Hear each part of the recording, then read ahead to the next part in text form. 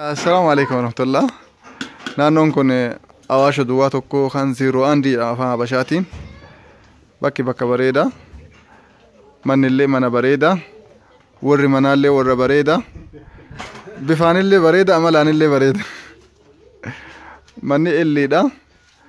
Kutaa san keessa 2, saniin 3, saaloon 4, mana fincaanii teef shaaworiin 6, 7. Kun ammoo mana aaraati. Hiikaa kifilii jedhan sanfa mana meeshaa. Hundaa ol waan namatti tolu masgiida kana ni argitanii. Shayxanni wanni jedhamu safara kanan dhufu. Sa'aatii 24 keessaa si quraana dhagayama. Waan ajaa'iban namatti tole hin dhiifne. Lafti kaaree 300 ture.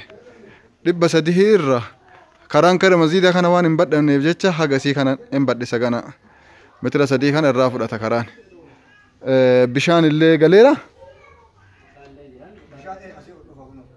Garuu ammaaf hin galle. Qotaariin ifaanu. Walumaa gala hundaa fixataniiran jechuudha. Addaaf gibbii aseenuu dhabuu malee baasii haaraa isin hin gaafatu. Kam isaanii irra dhumate jechuudha. Bishaan karaa taruu argeera. Argeera jira taruu arga gaafa galchanuu beeka deema. Kun ammaafuu karaa guddaa kana qaba. Agartanii kun masjiida. Asiin gamni kun ila kun hatiri masjiida kanaan achi gamni ko asfaaltiidha. Manni ko asfaaltii guddaa karaa dodola asaasa daabbaa fidu. Hojjatii akka baabduu ta'e malee sila makiinaa yoo argitan. Akkasii keessa manaallee isin agarsiisa. Nama rabbi khairii isaa fedhetu bakka kana bula. Maashaallah dhagibbeenis kun bakka teessumaa muka gaaddisaa qaba. Xaariin qabu manni. Qalamiin illee dibameera. Maashaallah kuno laala. Kuno dhifama. Asiin akkana kun kutaatiisaati keessi kuni.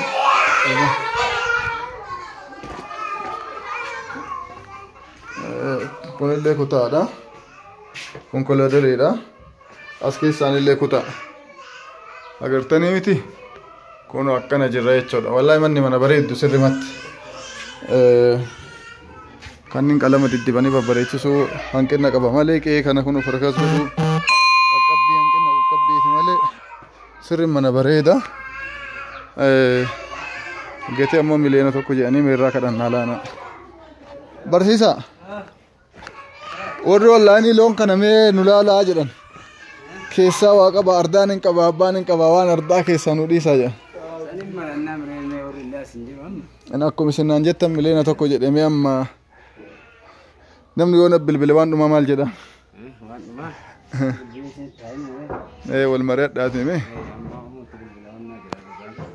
Okay, baankii hojjetanii iyyuu?